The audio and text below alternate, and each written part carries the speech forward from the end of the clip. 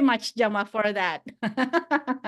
I always forgot. I always forgot to record this thing. So anyway, thank you, Jama, for reminding me that, and thank you everyone for coming today in our third open session for the Youth Mentorship Program.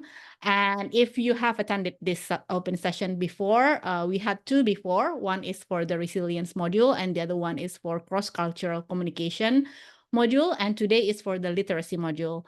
And I don't know how familiar you are with this mentorship program.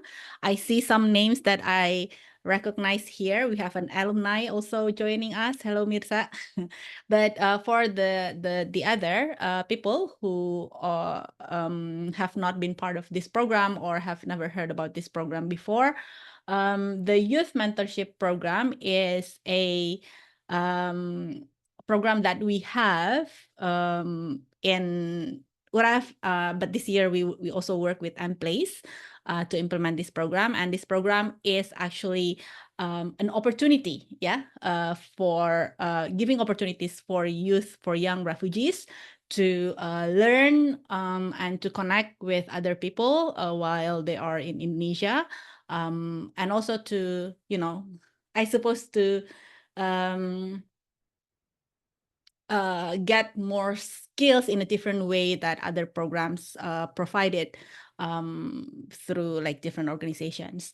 I think you can read about this program on our social media, Uraf social media or MPlace social media. But there are three building blocks of this program, which I mentioned before: resilience, literacy, and cross-cultural communication. And what each of the module entails, you can also read it in our social media. And today, as part of the literacy module, we're going to have our mentees, 5 mentees that we have this year, coming from different backgrounds, different countries, and also have been in Indonesia for a different number of years. And within the literacy module, they were supposed to practice what they learn from the lectures as well as from other activities in form of doing a mini project. And this mini project is the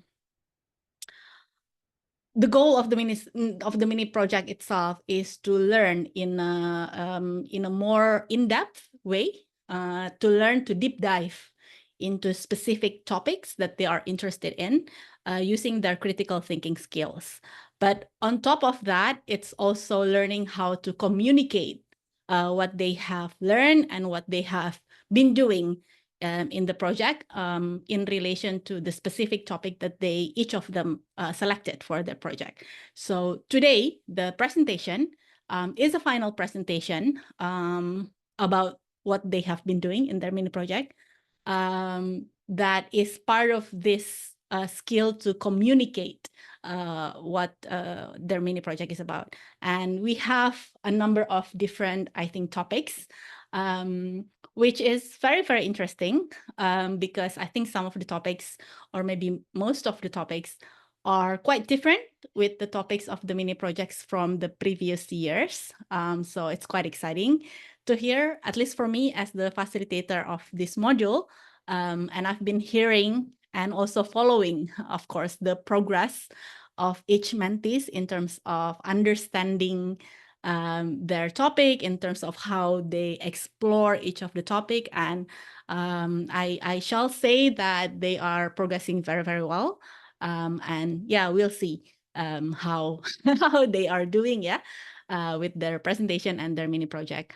I also have to mention here that I don't know if we have Indonesians or not in our public audience today, but for those who are watching the recording of this session today, I should also mention that some of our mentees have not been able or have not had the opportunities to actually go through formal education steps as other young people are able to do.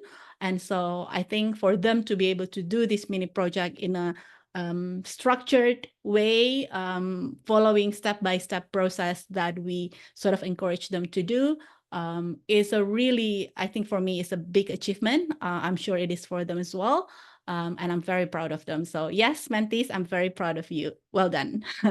So let's hear what their mini project is about. And yeah, if you have any questions, there will be some question and answer period in between presentations. Just write down your questions. You can do it in the chat, or you can also do it in your notes and then ask them later when the question and answer session is open. Any questions from anyone before we start? No? Okay, great. So let's start with 3 presentation and then a question and answer. And then we have another 2 presentations. And then we have another question and answer. And then at the end of it, if we have more time, we can have like a free session for everyone to get to know each other, especially for the public audience here. But yeah, for us to just get to know each other, I suppose. All right. My first presenter is Abdullah. Abdullah, are you ready? Yes? Okay, so I'm gonna give 10 minutes for each of presenters. So the order would be first is Abdullah, second is Nuria, and the third is Jama. You have 10 minutes for your presentation. Please introduce yourself first before you present, yeah, because not everyone here know who you are. So I'm gonna time your presentation as what I mentioned before. I'm gonna time your presentation on my phone. And I'm going to give you a reminder 1 minute before your time is up. Okay, so please make use of your time. Abdullah, the screen is yours. Thank you, Martina.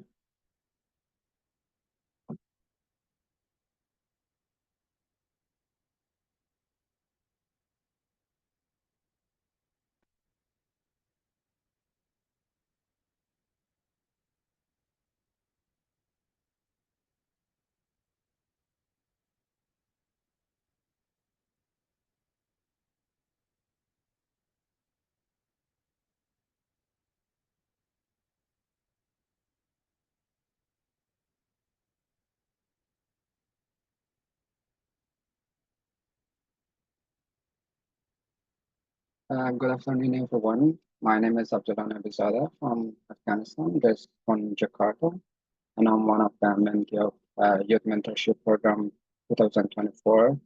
I'm very happy to present my mini project, Harnessing Clean Energy from Rooftop, and I appreciate all support of my facilitator, Ms. Akino Tahir. I would love to know the negative and positive impact of solar panel on the environment, and I would like to be a solar panel engineer. So my interest on solar panels comes from my hometown. We have been using solar panel with batteries from long time ago, and I was an installer in here. This research helped me to know about the negative and positive impact of solar panel, the type of solar panel, and the on-grid system. Also, some solution about the negative impact of solar panel. So I would love to be professional about solar panel. I studied some article about solar panel. There are 2 types of solar panel. First one, photovoltaic PV, that mostly used for small scale like residential and companies. And another type is concentrated solar power CSP, that this system used for huge scale like national electricity and has more negative impact on environment, such as land use and water use problems. So there's some negative impact of solar panel like land use. Setting up solar farm effect on agriculture and water use, water usage, CSP systems and need a huge amount of water for cooling the system. And recycling challenges used solar panel often end with high recycling costs. positive impact of solar panel are such as sustainable energy, low environmental impacts, renewable resource, and potential for many countries. Solution for negative impact of solar panel, load shifting, encouraging electricity use during the day to maximize solar energy, recycling improvement. Industry players must enhance recycling capability.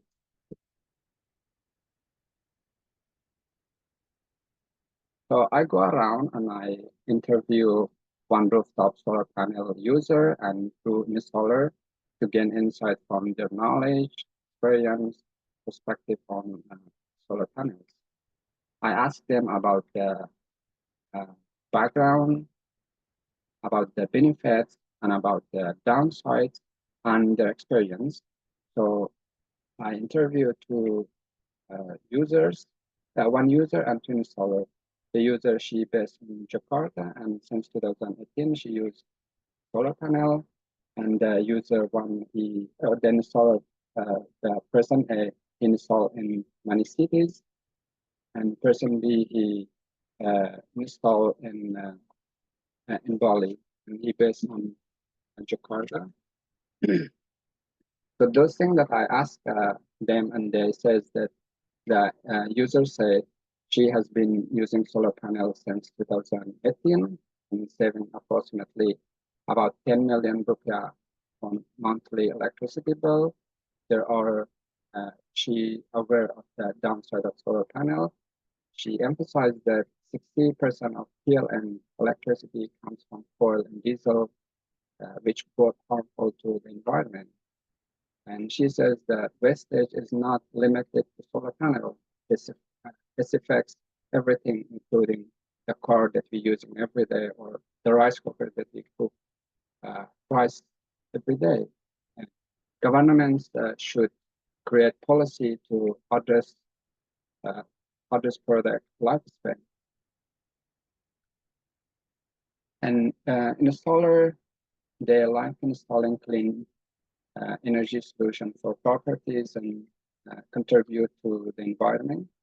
Climate conscious customers often use solar panel for clean renewable energy. Those taking to reduce PLN electricity bills also opt for solar panel. Unlike wind energy, solar panel are modular and can be installed anywhere in a small or a huge scale. Even in Jakarta, to generate wind energy, a wind speed of 6 meters per second is required. Unfortunately, we don't have that speed wind in Jakarta. There's a few locations with that wind speed in Indonesia. So based on the information, on the knowledge that I get from the interviewee, I create an artifact, an on-grid system artifact. It means during the day, it draws electricity from the solar panel, and during the night or rainy day or cloudy day, it draws electricity from PLN. So this is the artifact with 5-volt, 5-volt solar panel. This artifact is an on-grid connected system with 4 5-volt solar panel and no batteries. It's connected with the national electricity, so PLN, and also solar. So during the day, it takes electricity from the solar panel, and during the night, it takes electricity from PLN.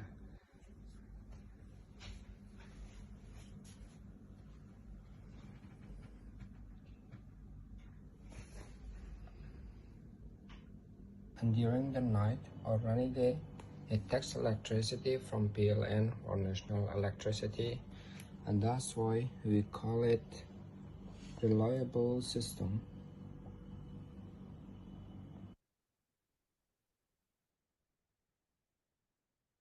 this great connected system is economical.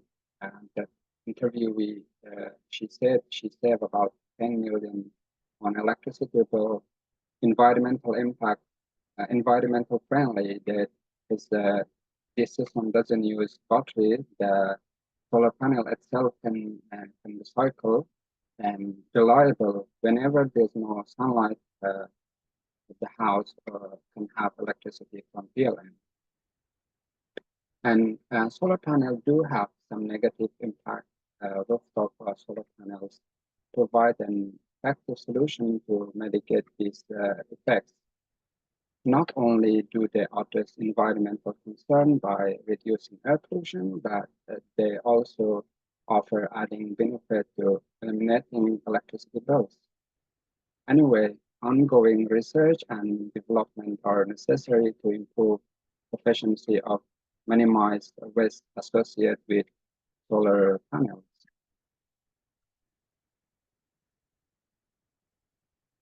In conclusion, solar panels require more research to reduce their environmental impact.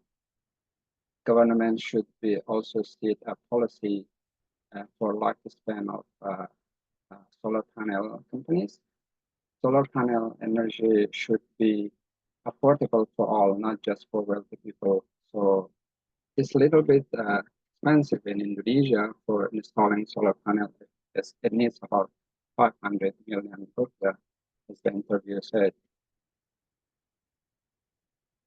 In the future, I want to study solar energy more deeply and establish solar panel installation company where I can produce solar panel.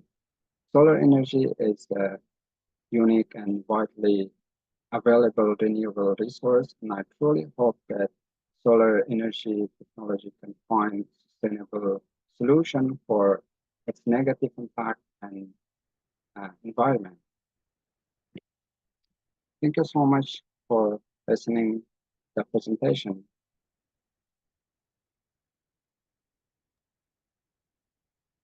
Thank you so much, Abdullah. Very well done in terms of timing.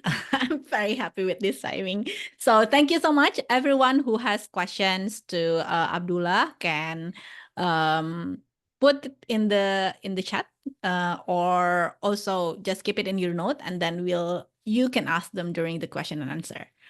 All right, so let's move on to the next one. Nuria, are you ready for your presentation?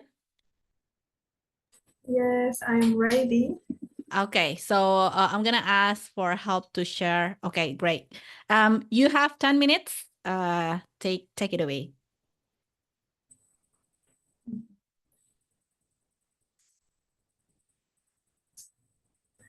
I can. Good afternoon, everyone. Thank you for being here and spending your time to see my presentation. We will be briefly talking about the horrible condition of women right now in Afghanistan after the Taliban took over the country on August 2021, which is only this 3 years, like yesterday, 15th August 2024. So before I start my presentation, I would like to introduce myself. So I'm Nuria Mudabber from Afghanistan, living in Indonesia more than a decade with my family. Successfully, I got selected for the youth mentorship program as a mentee in this year. And also I'm the member of your In-Place Youth Initiative. So thank you, everyone. See you all here give me some energy, more energy actually. As you all see in the slide, my project is about the Afghan women's life under the Taliban regime, which is a very horrible fact that is true. But through the literacy module, I could make this project with some more advocacy and awareness. So in the next slide, I will explore more about my mini project, why I come up with this project, and why this topic actually. Because there is many people or so many people in different regions, they do not have any information or enough information about the women's condition inside Afghanistan under the Taliban's rules. As we all know, today Afghanistan is the only country where education is banned for the women and girls, where women cannot have so many access to their at least basic rights. But in this picture, you can see the movement, the freedom of movement, like from almost everywhere to almost nowhere, which is really sad for me. A woman in Afghanistan used to have more freedom. They can go to school, they get higher education, and get a job in both formal and informal sectors while taking care of their family at home. But since the Taliban government took over the Afghanistan in August 2021, women's rights in public sectors are rapidly decreasing because the Taliban are not letting the women to have or to get involved or participate in the society. They cannot be a doctor in a hospital, they cannot be a teacher at the, or professors in the university, college, or schools because they are women. And as you see in the picture, there are big differences in the picture before August 2021, how crowded, how big the society it is, how not only in the society all across the country, but after August 2021, we can see that the participation or involvement of women are decreased in the country. And this all affect the future of the country, the future of the citizen inside the country. So as we all see in the last graph, there is nothing blank, because without women's involvement inside the society, it cannot be a successful, it cannot be a civilized country actually. But in the next slide, I would like to explore more about the resources, about the research, about the studies I received during the mentorship program or the literacy module. So it was always a question in my mind, how did Afghanistan get here? Because when I migrated to Indonesia as a refugee, I was a little kid, like 11 or 10 years old, so I didn't have much idea or information about this all. But through this program, I could find the answer for this question actually. By the research, by the articles, by the resources I received, I just come up with the idea, or not the idea, actually the truth, that so many different regimes, domestic wars inside the country from a few decades ago, or I can say 4 to 5 decades, affect the woman's life in Afghanistan. Dancing in the Mosque, as you see the book here, the picture of the book actually, it is a book written by Humaira Qadri, an Afghan author, a woman. So in this book, I found out some keynotes that how domestic wars and different regions, different governments lead this gender apartheid inside Afghanistan. Aside from any other issues during the wars or after the wars, the only thing which leads till today is the situation of women. That by every regime, by every war, by every changes, only women got the most disadvantages. In the picture, you can see there are some differences about changes and differences about women's participation, movement in different decades or in the last few decades. In picture 1, you can see the classroom, girls' classroom in 1975 actually, that all young girls, young ladies are inside the classroom, and the teacher is also a woman, which we do not have right now. And the picture next to it is from 1996, that the very first regime of Taliban inside Afghanistan. And you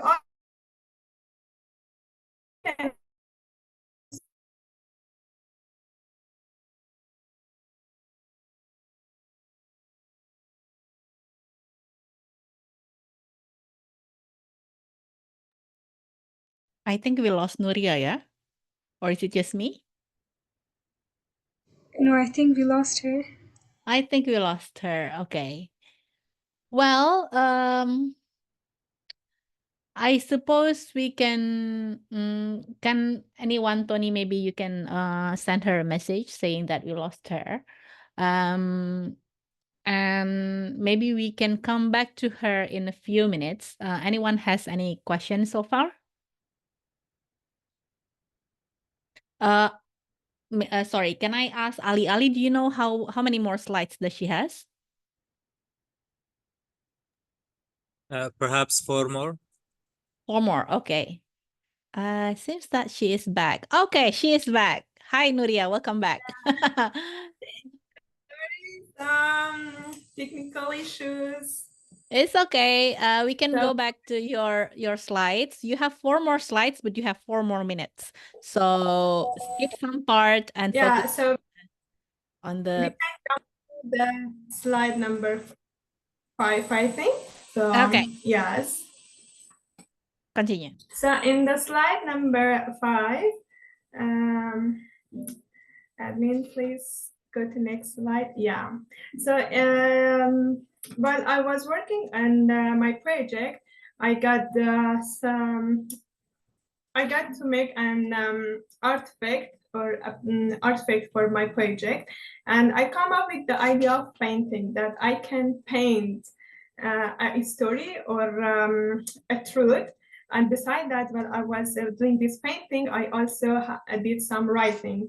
In the picture, you can see the flag of my country behind, which is black, green, and black, red, and green. So you can see a woman and a little girl. So I feel responsible to be the voice for this voiceless woman inside the Afghanistan.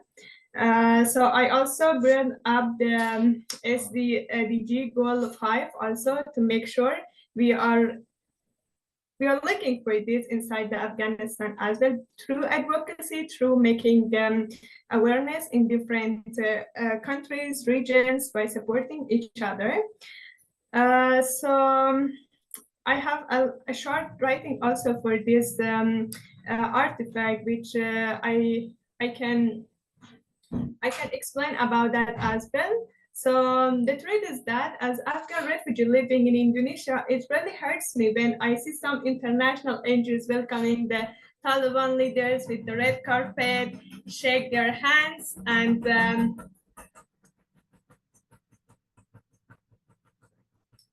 give them the platform to legitimize their government.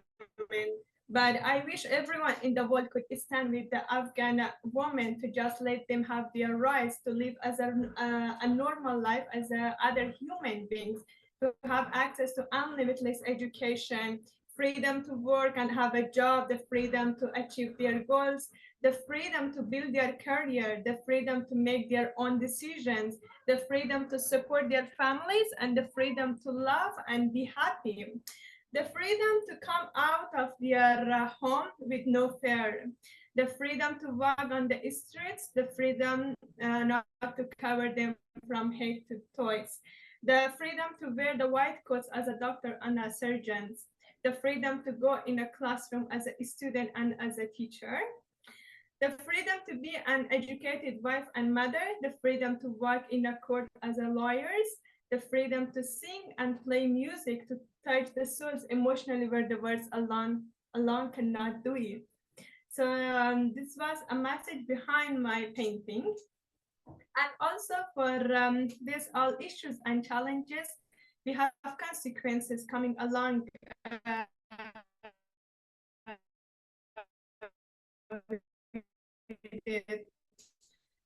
there is a dark future waiting for not still waiting, it already happened inside the country.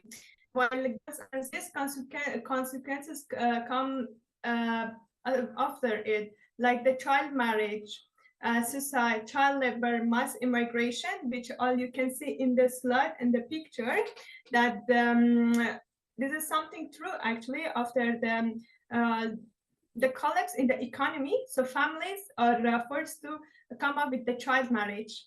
And also, I know some stories about the suicide of the young girls inside Afghanistan after they couldn't finish their education, they couldn't go to college or university. And also because of law and the weak economy of family and the community or the society, little kids are forced to go outside and have a job or work as a child labor. And another comes with the mass migration, which families or people are forced to leave their home at least to survive in another country with new challenges, new life. But for this all, we have actions. We can take some actions to support women inside Afghanistan, beyond the borders, actually. We can provide online education platforms for the women and the girls inside Afghanistan. At least they can finish their studies or they can improve their knowledge and education. We can also advocate for women in Afghanistan outside the country with different people, with different groups and everywhere. And also, besides that, another action we can take for these women are remote job platforms. We can provide some remote jobs to women and girls inside Afghanistan. And yeah, thank you for your attention. I hope I could convey the message and details in a most perfect way for everyone. Thank you. Thank you so much, Nuria. Well done in the middle of the technical disruption and also time pressure. I know you're waiting for me to remind you about the time. You're over by 5 minutes, by the way, which is fine. Fine for now. All right. Next up is who is next on my line? Let me see. Is it Jama? Yes, Jama, you have 10 minutes. Are you ready?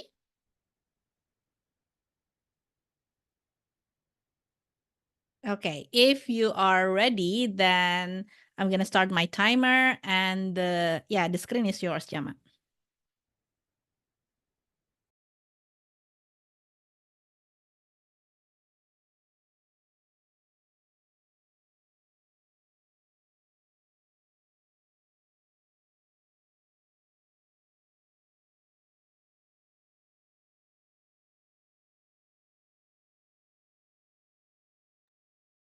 Okay, now I'm thinking, are we losing Jama or not?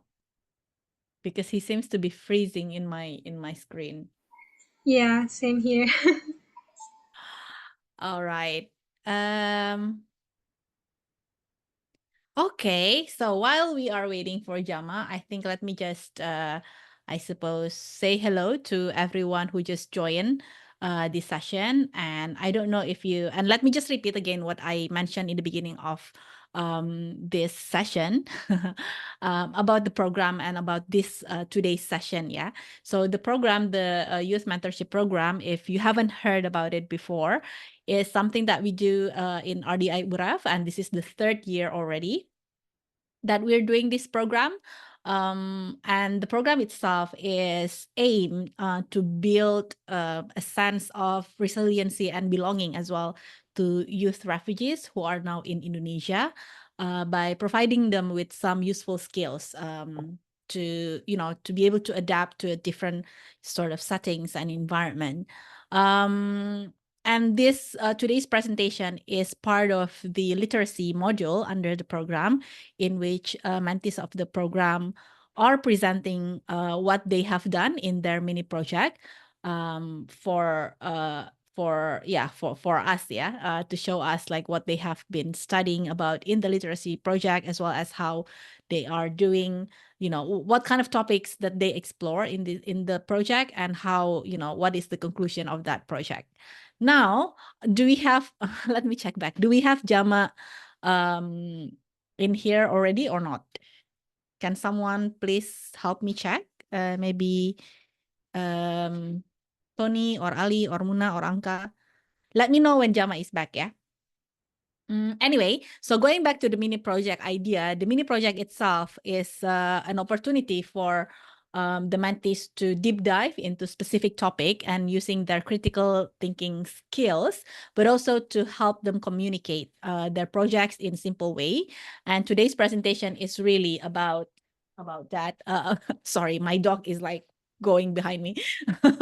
Yeah, to communicate, their project results and also what they have been doing there. So we'll see how their project is ongoing with this mini project presentation today. Okay. All right. Do we have Jama back?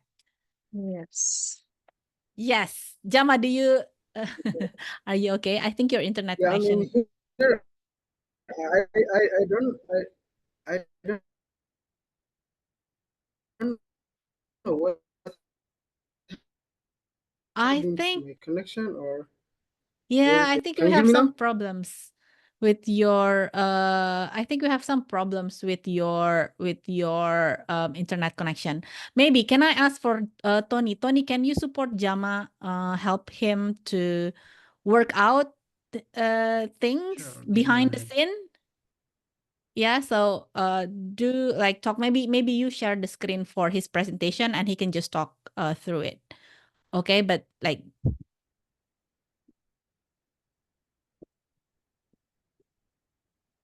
okay, Jama, can you hear us? Yeah, I can hear you very well, but suddenly I just get network problem because all the entire session I was able to, It's have a always full like that, connection. yeah. It's like the universe conspires to just stop you.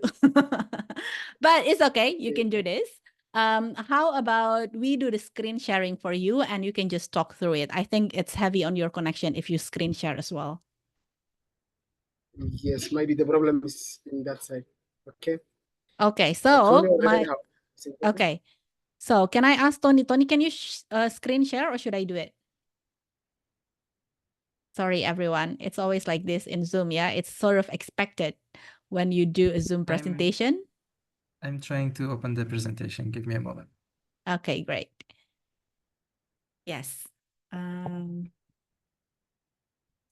Okay, so maybe while we're waiting for Tony to share your presentation, Jama, tell us a little bit about yourself. Now you're on the spotlight because we're waiting for your presentation, so bear with me. Yes, yes. First of all, I'm so sorry for the connection problem. My name is Jama. For the ones who doesn't know me, I'm from Somalia, and I'm one of the mentees of Youth Mentorship Program in 2024. And yeah, I'm ready to present my presentation. And yeah, that's me. Okay. Thank you, Jama. And let me just see if I can screen share your presentation, yeah, because Tony is taking a little bit too long with this. So I will just do it. Okay. How do I do present?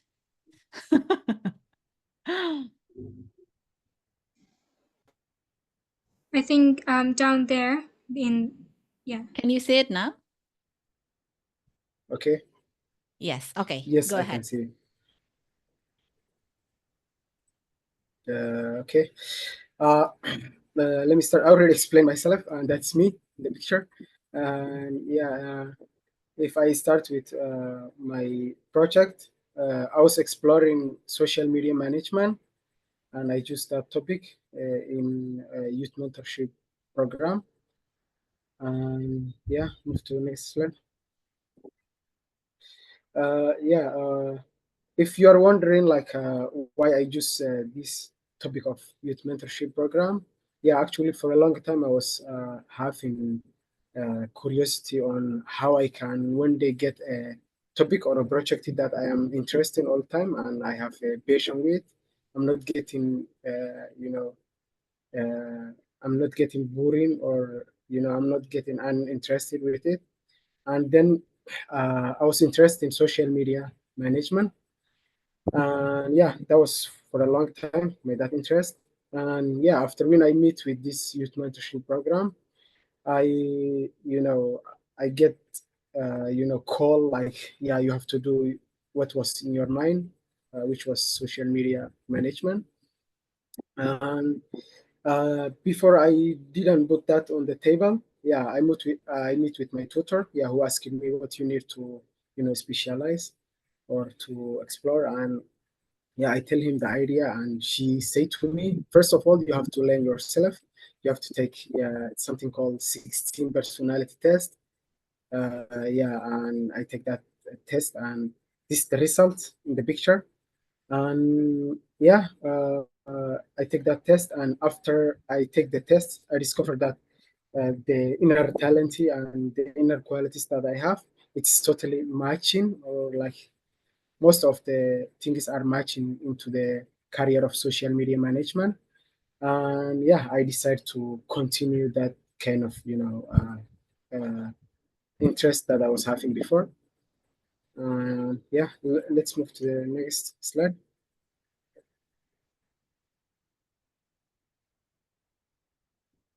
Yeah, so after when I decided to continue the you know career of social media management, it's become I should make some research, which was reading some articles. And I meet with this guy. His name is Cornell, which is my source person. He's the person that I take interview with to ask questions about how I can get success from that new career that I'm starting. And I learn things from him.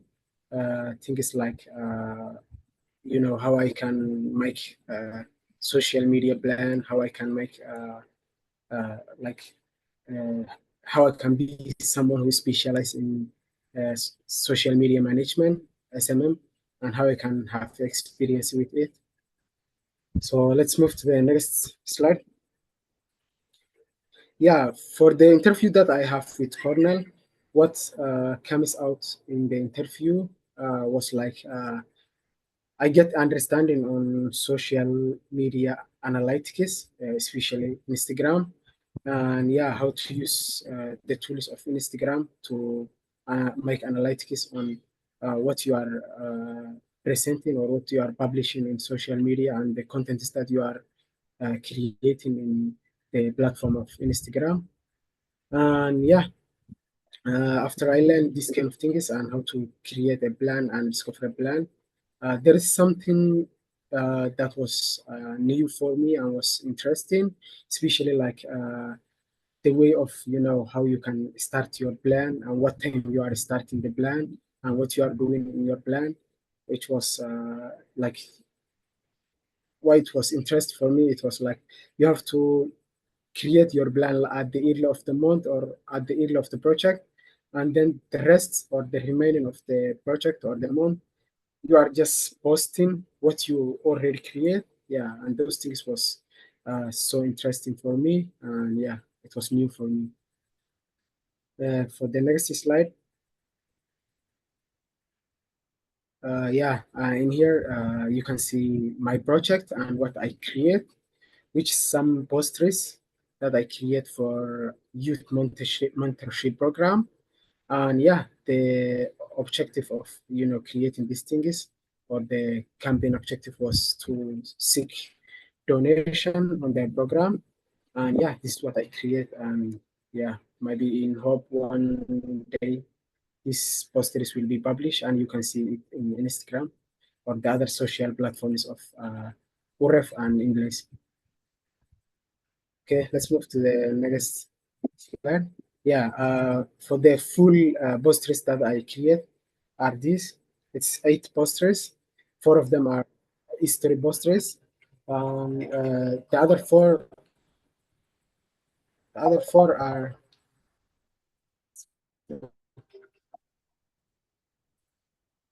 and the other 4 are Instagram posts. And yeah, the objective is requesting donation for YMP. Yeah, let's move to the next slide.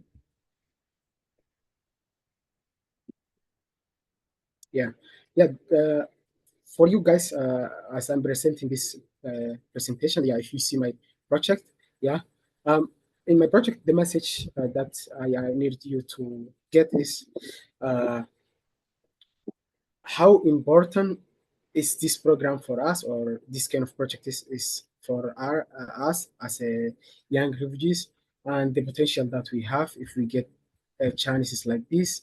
And yeah, I'm willing if one of you to help this kind of program or this program. Maybe if you can help them as a donating or as a becoming facilitator if you have any skill or any experience on the models of the program or the other things that this program need to be helped. Okay, let's move to the next slide.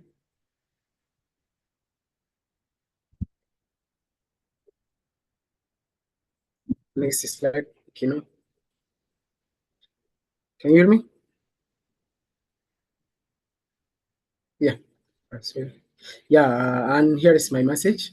Uh, uh, for my message, I need if one of you, to know or to realize after you see my project how talented that we are as a refugee, and yeah, we are requesting this kind of mentorship to be on the table in every year. And yeah, as I get chance to be a mentee of this program for other brothers and sisters of refugees to get this kind of chance, and yeah, to be on the table in every year in this kind of program. That's my message. Uh, for the next slide. Yeah, for the next slide here, I'm talking about if I become all in this journey, this big journey. Yeah, we should talk about future. Yeah, and yeah, in future there is plans that I have after I already specialize social media management, and I already have some volunteer job, which makes me to get experience on the field that I'm going to. Uh, uh, in the program, and these skills that I have, I need to approve it a digital marketing agency. That's on my mind, and I need to create that in future, which I will be the career that I need to fulfill. And yeah, in that digital marketing agency, I really like to to share with other sisters and brothers who are interested in the career of digital marketing, if they are refugees or if they are other people. Yeah, and it will help me on myself. And yeah, that's what I am planning in future and what I achieve in the program of YMB. And that's my presentation. If you have any questions, yeah, you can ask me.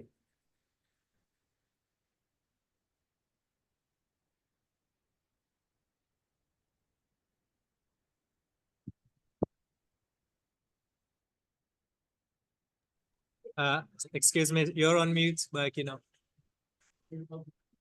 Hello, can you hear me now? yes, now. Okay, sorry for that. Thank you, Jama, for the presentation. I said that I don't know if you guys can see the presentation well because someone said that it's cut in their screen. But anyway, yeah, I think you can get like the overall idea from Jama's presentation or like what he talked about. Yeah, I also have to remind mentees the thing that I mentioned before in one of my session is that presentation PowerPoint is a tool to help your presentation. So when things do not go right, when things go wrong with the PowerPoint, with your connection and everything, do not panic. Yeah, it's just a tool for you to be able to speak well. So if it doesn't work, it's okay. Just speak. Just tell stories. Yeah. All right.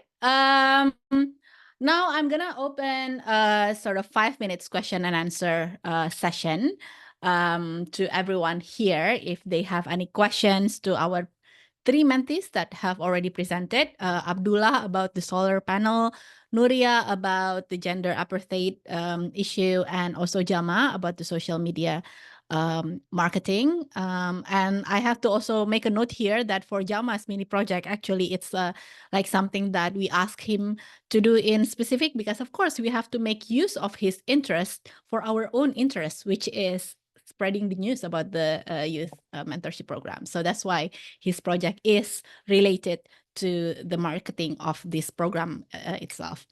Okay, anyone has any questions?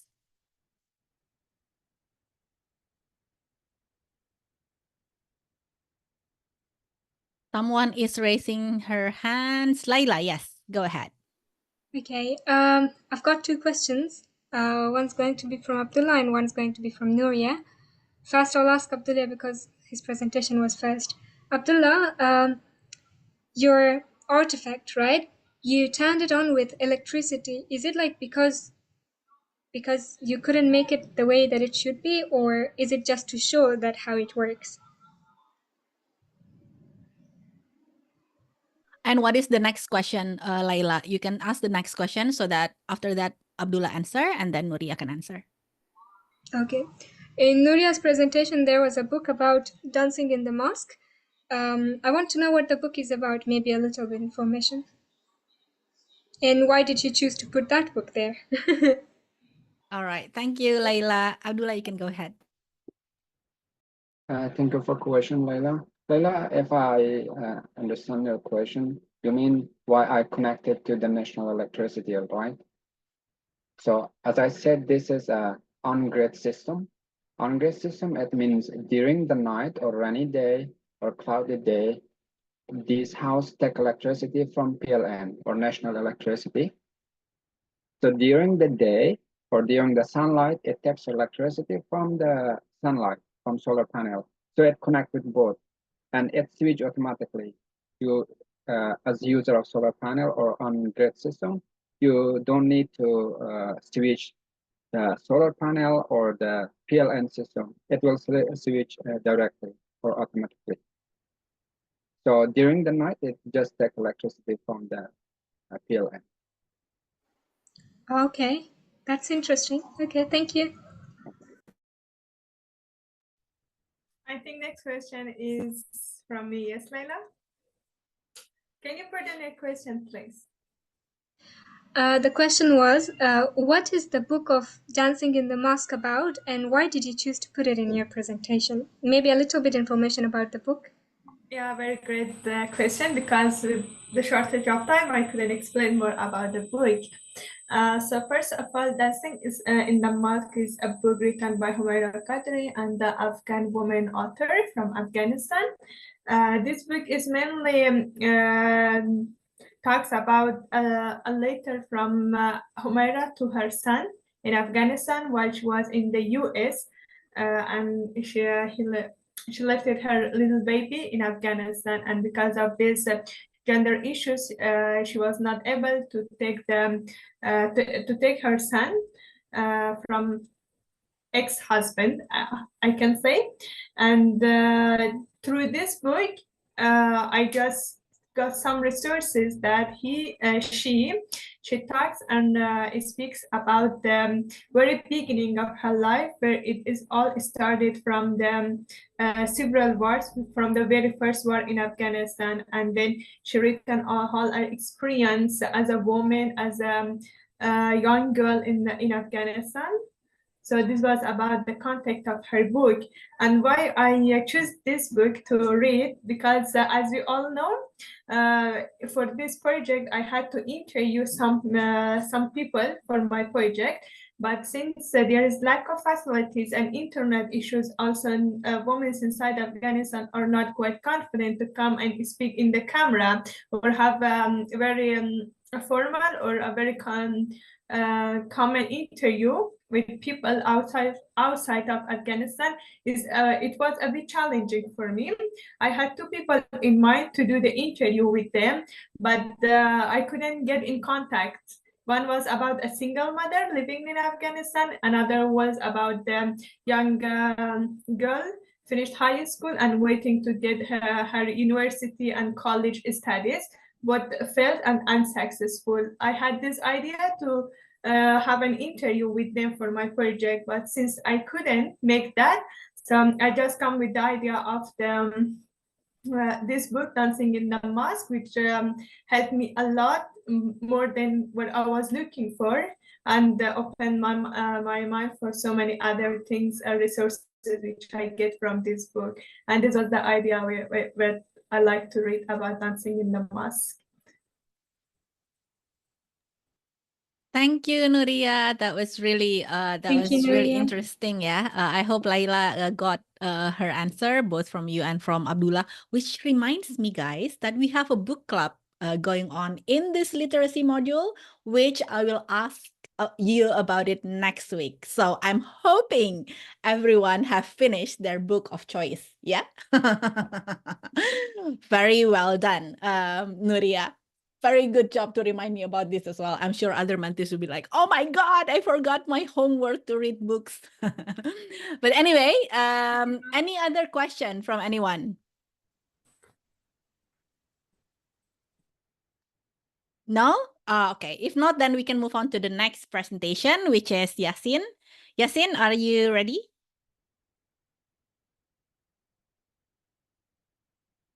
Great. Okay. So let's set Hello? the timer Okay. and you're good to go. So I want to start this presentation by introducing myself. Hello everyone, my name is Muhammad Yasin Sultani. I'm 19. I'm from Afghanistan originally, but I've been living in Indonesia for about 8 years now. And today my presentation is going to be about youth encouragement. The title of it is Echoes of Tomorrow. So let's start. First of all, before I jump into anything else, I want to ask, why is it important to encourage youth? And for these, I personally have a few reasons that I think we should encourage youth for. The first reason is because the future of society ultimately depends on the younger generation. Because, well, for me, I'm young, but if I was like 50 or something, and at that point, I wouldn't have much time left on this earth, and the society would be dependent on those who are younger. And I think we should do our best to help these people and help them guide their way through life. And yeah,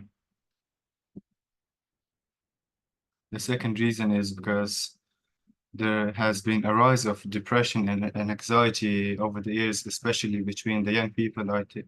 It has been almost doubled over the last 20 years, and this will ultimately like discourage them from pursuing their passions. And I think this is an issue that other people could help them with. And the third reason I think it is because it starts a positive spiral. Because, for example, if you help a person pursue their passion, that person is eventually going to be leading a better life, a more happier life at least. And when a person is more happier, they're going to have better habits, and they're going to treat other people well. I have an example of this actually. I had a friend here who is now in Canada, but like a few years back, he was in Indonesia. And just a few days before his flight, we were gaming actually in the middle of the night, and we were having conversations. And I asked him, what do you want to do in the future, like career-wise? And he said, I want to be a coder. And I looked at him and I was like, you don't want to be a coder, because I know him, right? Like personally. And I said to him, why do you want to be a coder, right? And he said, because of the money. And I said, whatever amount of money that you're going to earn from this, right? It isn't going to make you happy, and it's going to take up most of your time to be able to even enjoy that money. And eventually I convinced him. And when he went to Canada, instead of pursuing coding, he is now pursuing business.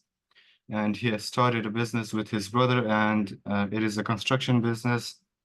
It is going well, and I see him now. He's a good man. He's a good Muslim, man of God. And the other night I talked to him, and he said that I think you inspired me to make this decision, and doing way better right now than I would have been if I was coding actually. And yeah, I think that's a good example of what a positive spiral can be. So anyways, how do we encourage the youth? There are some methods that I've learned from reading multiple articles that I want to share today with you all. Yeah, and these are the three reasons that there are a lot more reasons, but I think these are three effective reasons. The first is building strong and trusting relationships with peers and adults. For example, in a classroom, it is good for a student to have a trusting and a good relationship with his other students, his friends, and his teachers. That's just an example, but it really encourages the student to focus on his studies and pursue his studies further. And the second is chasing attainable success from relatable models. And an example of this that I would give is, for example, in a classroom, it is good for a student to pursue another student who gets like good marks, but not like perfect marks, because if the goal seems like way too, it doesn't seem impossible, it seems impossible, then the student is gonna backfire on the student, and the student is gonna get discouraged from even like starting to chase what this other student has, right? So that is another way of encouraging the youth. The third method is emphasizing the need to make activities fun and enjoyable, and this basically boils down to making an activity fun. An example that I could give is making studying fun, like put a bit of competition in there, make the students compete with each other. And another example that I want to give is like making sports fun. Don't let this be like way too much based on the results. It would be better if you could get the students to compete with their friends and make it just more fun instead of just all result based. And there were two people that I interviewed for my mini projects, and I want to tell you guys about the stories. The first is Sameh. Sameh is my friend from Indonesia. He's a refugee. He's 19. And what Sameh does is he has a passion for music. And Sameh told me his story. Sameh told me his story, and I'm not going to bore you with all the details, but the highlight of the story was that Sameh said when he was younger, he wanted to be a music producer, but to him at the time, becoming a music producer was a very far dream from what he could see, right? And he thought it was impossible. But after he shared his dreams with his music teacher and his parents, they all encouraged him to pursue this. And right now, he's making good progress towards it. I have seen his work personally, and I think he can definitely be a music producer. And the second person that I interviewed was August. And why did I interview August? Because August is a visually impaired person, and she came from very humble backgrounds, and she comes from a rural village. But despite that, even though August did not come from the best circumstances, she had a passion for becoming a lecturer and a teacher. And when she shared it with her friends and family, they all supported her with it, and she has been successful in achieving her passions. And I talked with her, and she said that I've been very grateful to my environment, and that I've been very lucky to have such supporting environment. And yeah, that's basically the highlight of their stories. And this is a conclusion from there. And one thing that I also want to mention is that August said that financial help is always helpful in some instances, but she said that more than financial help, I think it is some verbal encouragement that comes from their heart, right?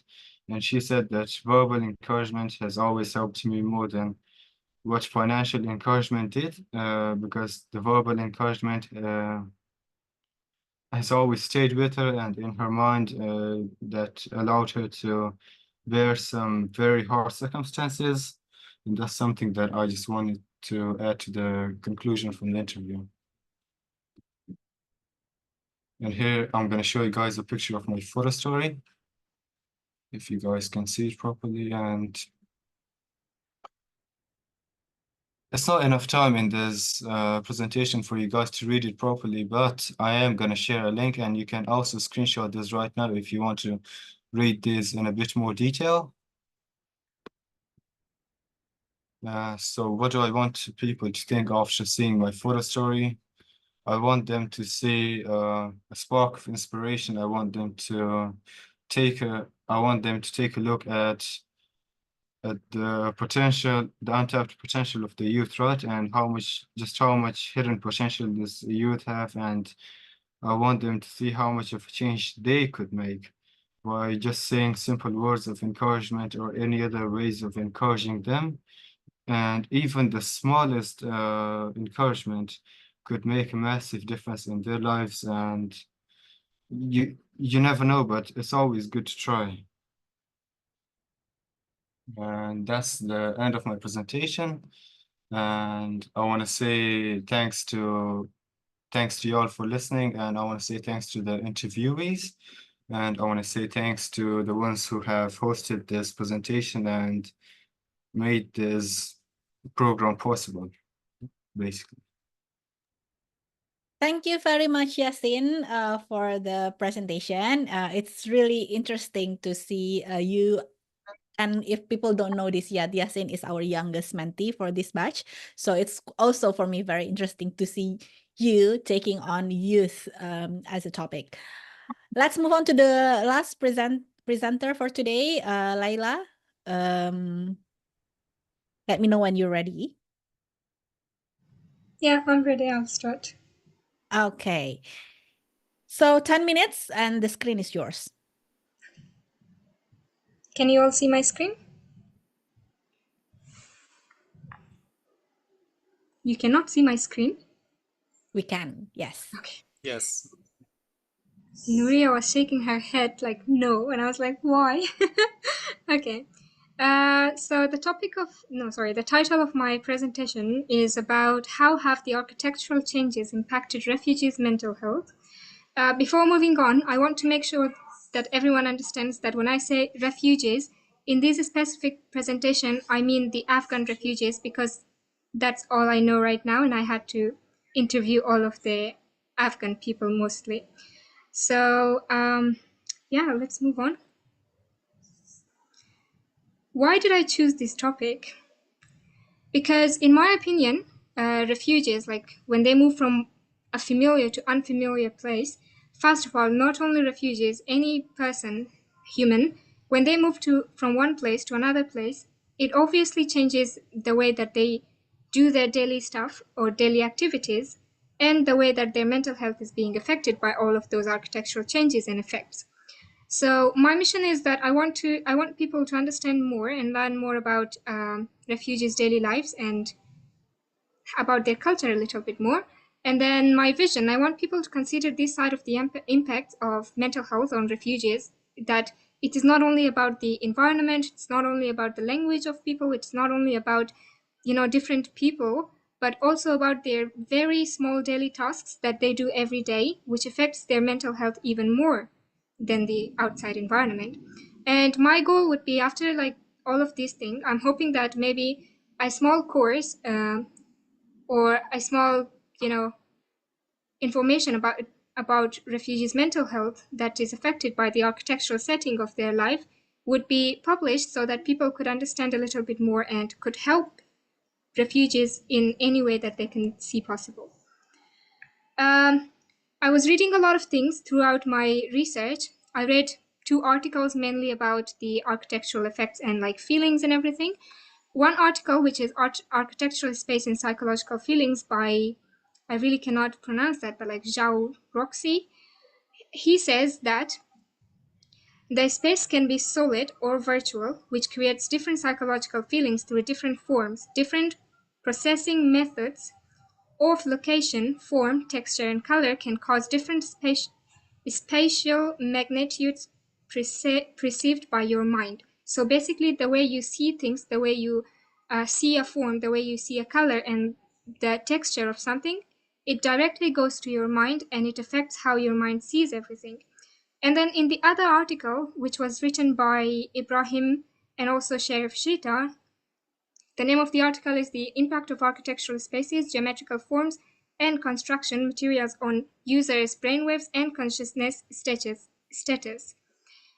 He believes that architecture is the language of the formation of a space for human use, whether for living, work, hospitalization, or for any other purposes. As the space quality is affected by air quality and ventilation, it also is affected by its geometrical form and construction materials. So that's the theory. So I went around to ask from people to actually see if that's true or not. I interviewed two people, Yasmin Khalili and Nuria Mutabbir. Yasmin is from Afghanistan, but she has lived in Pakistan most of her life, and Nuria is from Afghanistan, but she has lived in Afghanistan. So two architectural different settings, Pakistan and Afghanistan, but they are almost the same because of how their culture is, and both of them are from Afghanistan. Yeah. Some of the cultural differences, before moving on to like talking about anything else, I think it's important to talk about cultural differences. One of the main differences that we can see in architectural in Afghanistan and in Pakistan and in Indonesia is the way that they build outside of their house, or like basically their house, right? As you can see in the picture, in Afghanistan or in Pakistan, they build very tall walls to protect them, to ensure their safety, because as you know, Afghanistan has been in war for like decades. So this is a way of like protecting their inside environment of their house. And also because of the weather, we have like four different seasons, which comes with winter, and our winter is like very cold. So to protect their themselves, they usually build their houses very tall. But as you can see in this picture, in Indonesia, instead of like tall walls, they use fence, or they don't build walls very tall, because first of all, their safety is already ensured and they don't need another safety in their house to be safe. And also because it does not get too cold in Indonesia to like protect themselves in winter. Again, in the next picture, Pakistan. In Afghan culture, our houses, maybe in the beginning of the start of this culture, people used to use carpets to protect themselves from the cold weather, but eventually it turned into their culture. So now every Afghan house, they have to have carpet every day, 24/7. They cannot sit without carpet. They cannot walk on naked floor, because it's part of their culture. But in the other hand, in Indonesia, you have all experienced that the floor is usually empty or naked. They use more chair or couches to sit and move around, and it's not a problem for them to like sit on naked floor. So these are some major differences in culture that I have noticed and was mentioned by my interviewees. So when I was talking about the spaces that my interviewees used in their life, mostly, Yasmin said she used to use kitchen more in Pakistan, and she uses kitchen in Afghanistan too. And you can see the differences in the picture. Even our kitchen in Afghanistan or in Pakistan, the kitchens are covered with carpet, and the space is usually, it's a lot of space and also bright. We have sunlight in our kitchen just because. And also the kitchen is always separated from the main guest room, so that you can have your freedom or protection when there is guests, so you have your space to work and everything. But as you all know, in Indonesia, the kitchens are usually built inside the living room, and if somebody comes to your living room, others can see your kitchen as well, and like they can see everything almost. So Yasmin was saying that it has made it very overwhelming for her to use the kitchen in Indonesia. And also the small space has prevented her from like not being able to do a lot of work. In a most used space by Nuria, she says that she used to use the front yard a lot because it's a private space, but also outside of your house. So you don't feel like you're outside, but you also don't feel like you're inside. So she could use that space to play sports and to, you know, have fun time around. But when she moved to Indonesia, they did not have that freedom. Or they did not have that front yard to like be free and like be outside. She says that when she moved, she goes outside, everyone would see her what she was doing and everything. So she was basically mostly inside the house, which also made her overwhelmed. One thing that is again very different in Afghanistan and in Afghan culture and Indonesia is the bathrooms and where they're built.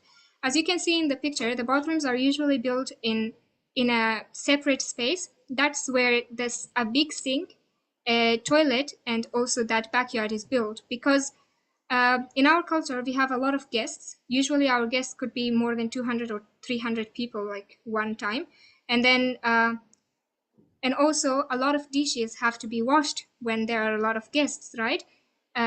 So we use that space to wash dishes when there are big gatherings. We also use that space to wash clothes to be more free. And yeah, so basically the toilet and the sink are all separated. But in Indonesia, you all know that the toilet is usually built inside the house. I mean, it's very close to other spaces in the house. Yasmin was saying that as a family of 7 members, having one toilet in the house was very uncomfortable and was making everyone frustrated because they had to use the toilet to take bath, they had to use the toilet to wash the clothes, and also they had to use the toilet for the toilet. That's why it made them overwhelmed, and they all were frustrated with the bathrooms, and I think there still are. And then carpet washing. One thing that we Afghans do, and I just realized that Indonesians, they don't really do it, is that we wash our carpets. Because of using it a lot, like very often, like every day, we have to wash our carpets once every few months. And that's why we have the front yard, and it is used to wash our carpets. We also use the front yard to sleep when it's winter. Sorry, when it's summer. In summer, the weather gets very hot in Afghanistan and in Pakistan, so people use this front yard of their house for sleeping. They put their carpet on the ground and then they sleep there instead of sleeping inside because it's too hot.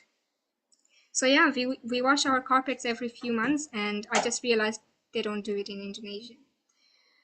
Okay, shared effects of these changes on Yasmin and Nuria was mostly depressed because of how small the spaces were and because of being in these small houses where there is not enough sunlight hitting the house or the room directly. That's why the rooms were making them feel depressed. Yasmin was saying that they were living in a house, and then for first 6 months, the room was colored dark gray. That's why the whole family was feeling depressed and like almost lazy. They had fatigue and everything, didn't want to move or do anything. But then after changing the color of their house, it made them feel a lot better. They were feeling more free. And she was saying that I felt like the house grew bigger, even though it was the same size, but only because of changing the color, it made all of us feel happier. And then feeling of uncomfortable, both of them shared, as Yasmin said that they had to use the toilet to be, for 7 people, they had one toilet and then they had to use it, and it was very close to every other space in the house, which was making them very uncomfortable. And with the fact that our gathering it happens like very often, like people comes to our house a lot, it was almost impossible to use the toilet when there was a lot of people in the house. Feeling overwhelmed, the small spaces made them feel overwhelmed because they had to like see everyone moving around the house. Whenever they had guests, their whole activity was being shown to the guests. Everyone could see that what they are doing and what they're not doing, which is a very overwhelmed feeling that they all face. And also feeling lazy. Yasmin was saying that the overall small spaces, the overall effect that it had on her body, physical body, is that she gained weight and she couldn't, because of not having a lot of things to do, and the houses like have small spaces, and cleaning it and doing your daily stuff would take you like almost 1 hour, not more than that, because the spaces is very small. So yeah, that was one physical effect that they had. And lastly, my reflection from all of these things, from what I have learned, is that people who move from familiar to unfamiliar architectural setting usually feel overwhelmed and frustrated because of not knowing how to do certain things in that architectural setting that they did not have before. To make these changes easier, I think it is necessary to have courses, maybe some kind of informative articles or something to like tell people they're not alone. They're not the only one feeling like this, and they're not the only one that feels overwhelmed and like don't know how to use this kind of architectural setting in their daily basis. And then I learned many things from all of this process, like all of this researching and like interviewing people and everything. One thing that I've learned is that research is usually like a roller coaster. It's never the same. One day you feel like it's everything, you have done everything great, but then the other day you think you have done nothing. So, and it's okay to be like the starting can be rough, but with consistency, I think it all works out. And it's the same as like, putting your daily works in consistency when you're doing it in new architectural setting to help you better with getting over it. And then what I created for my artifact is, I've not actually created this one that you see in the picture, but I have started painting this one. Unfortunately, I started it very late, so I'm not finished yet, but you can see the reference here. This is what I'm going to do. As you can see in the painting or like drawing, different kind of room settings, even though they're all the same size, makes you feel differently because of how they are, it depends on the room most of the time, how you can feel about that space. My painting is not going to be exactly the same. I'll have to add a little bit more of like cultural backgrounds, like instead of these round circle, I'm planning to put the carpet patterns to show that we use carpet a lot. In some of these I will put like couches and sofas to show that the architectural settings in like Indonesian houses as well. So yeah, I think that was all. Thank you so much. Thank you very much, Laila. It's really interesting for me, particularly because I come from spatial sort of background in terms of education. So to have someone, as I mentioned to you this before, to have someone working on like some architectural or like spatial elements in this space when talking about refugees, it's really exciting. Really good. Very well done. Thank you.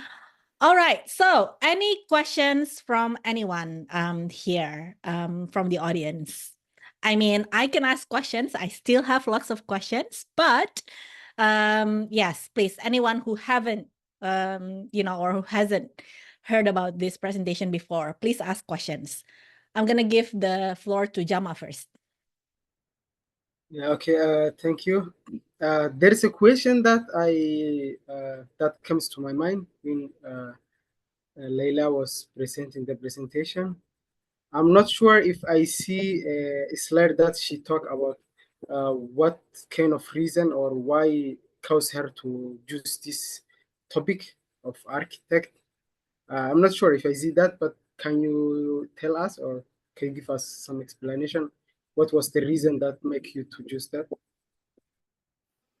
Yeah, I think I said in the beginning, but I said it like very quickly because for me it was like very hard to choose my topic actually to do my mini project and the research and everything, because I could not actually confirm what I want to do. But then after reading a lot of things, I read about architecture, and then it came with a part where it said space, and I was like, space, what is a space? So I did a little research about what's a space in architectural setting, and then it talked about space and how different spaces affect our people's mental health. And it came to my mind, I was like, if spaces are this important in people's life, then how does it affect refugees when they move from one place to another place, because they move from a very different architectural setting to a very different one, right?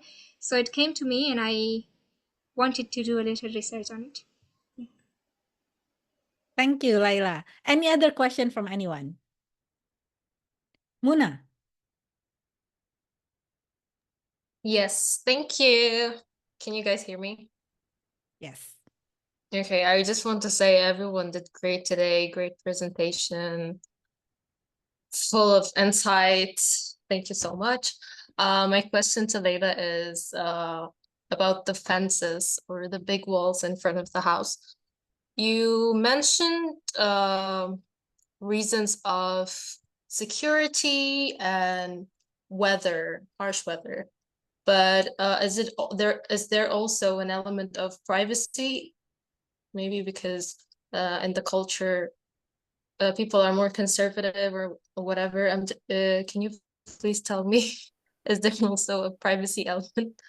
Yeah, actually, I think at the beginning, when the culture started, when these, like, you know, building house and everything, it was first just like the using the carpets. First, it was just because of like the harsh weather, to protect themselves from the war and the harsh weather.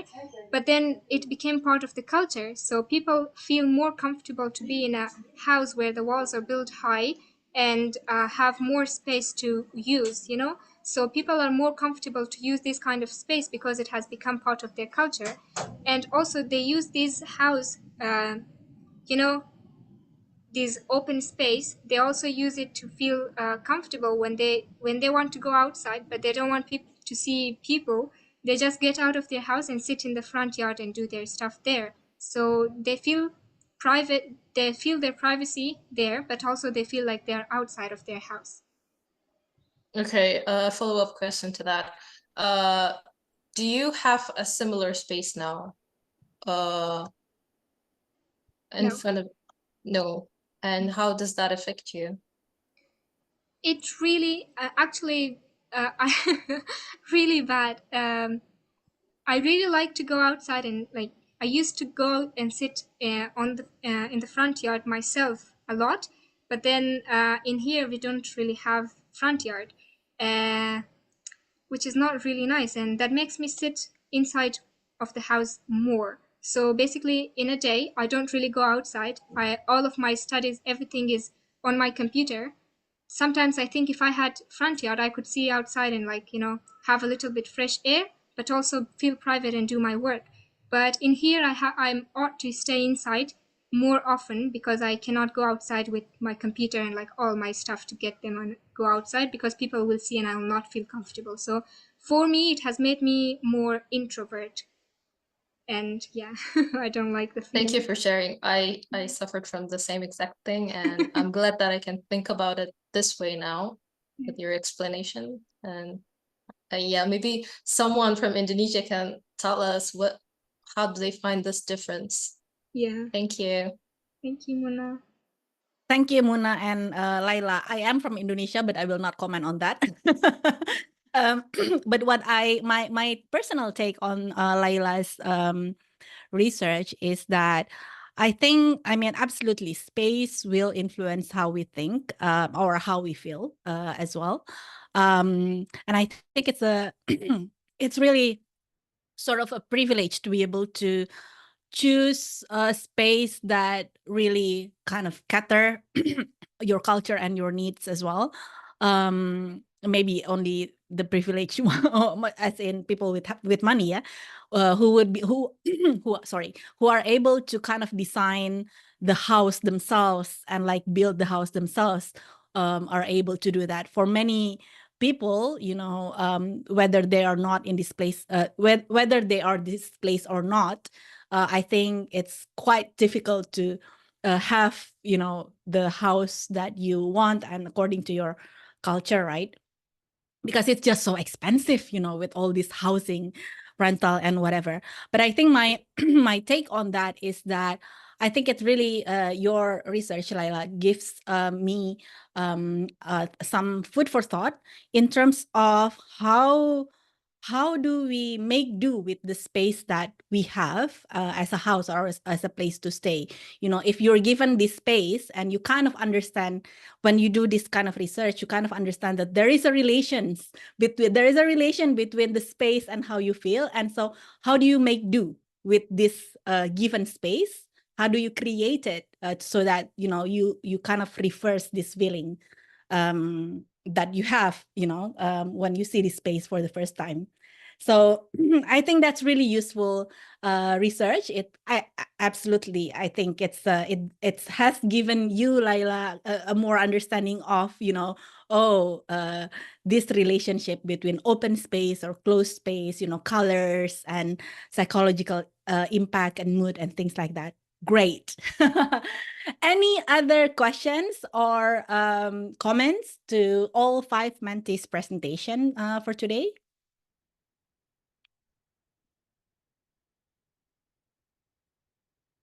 If not, maybe I want to ask both Laila and Yasin. Yeah, I think we we heard from Abdullah and Jama in terms of like what they want to be in the future. Why they choose this project is because something to do with what they want to do in the future. Is it the same as well for you, Laila and Yasin, in terms of the topic of mini project is something that you want to do you want to do something similar as your mini project in the future, or how is it? Maybe, yeah, Laila, go first. Yeah, actually, I've always had this interest in architecture. That's why I wanted my topic to be based on architecture. I really like to do something with architecture in the future. I'm not really sure what kind of architecture, like what part of architecture, because it has a lot of like different parts and everything, like space, like internal designing or like outside designing, these kind of things. But I'm not sure which part do I want.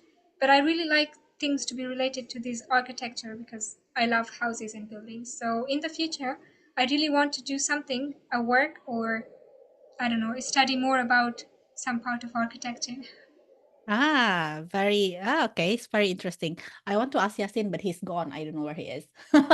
So maybe we move on to the next question. If anyone have any comments, people that are not, part of this program, maybe if you want to give like some idea, not ideas, but, just say something, I suppose, for anyone, is really welcome.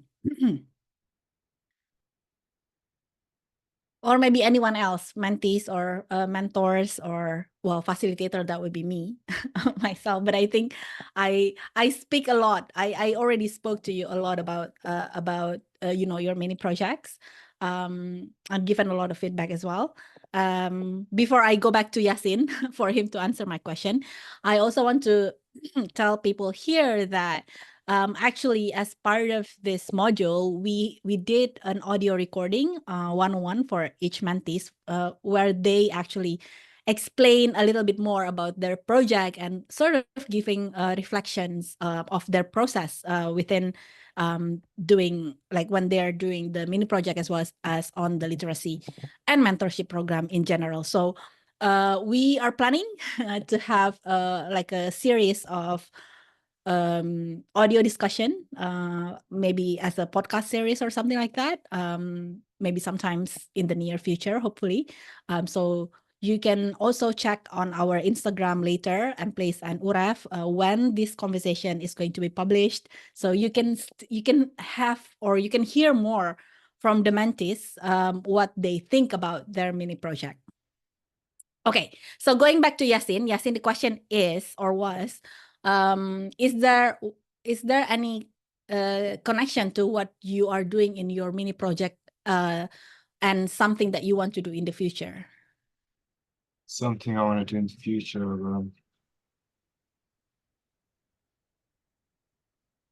One thing I do want to do in the future is, how do I say it?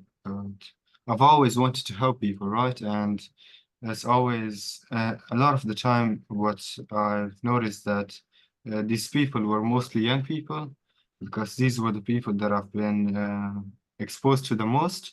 And I think these people are the ones who need the most help. So maybe in the future, I'm going to be, not maybe, I know I'm going to help them in some way. So I wanted to gather a bit of more insight on this project. And so I wanted to do a bit more research so I could get my knowledge up, and I could have a bigger and better perspective and get the opinions of others on this, so I could just become better at helping the youth and helping people in general.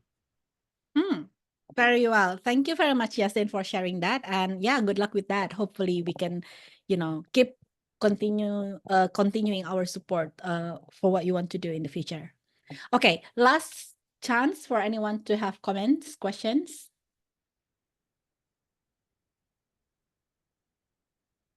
No, okay. So in that case, I think we can conclude our open session today. Thank you very much for everyone who come to this session today and spare us, I suppose, almost 2 hours of your time. Time is the most precious thing in the world. So for you to spare your time, 2 hours of your day with us is really, really highly appreciated. And I think it's really showing like support for this kind of program, and especially to mentees. And also to mentees, congratulations for this final presentation. Finally, the project is ending. Not yet ended because you still haven't given me or sending me your artifacts. So you still owe me something. So anyway, let's conclude this session for the public. Mentees and mentors, please stay for a while. But yes, I will let everyone go. Thank you so much for coming. And yes, see you again in the next session. Oh, we forgot to take pictures. That's fine. I hope like the admins had a chance to take picture. Okay, do we have all Mantis here already? Do we have anyone who's not Mantis or mentor? Do we? Yes, we already finished, yeah? Okay, let me just stop recording first and then I'll start again.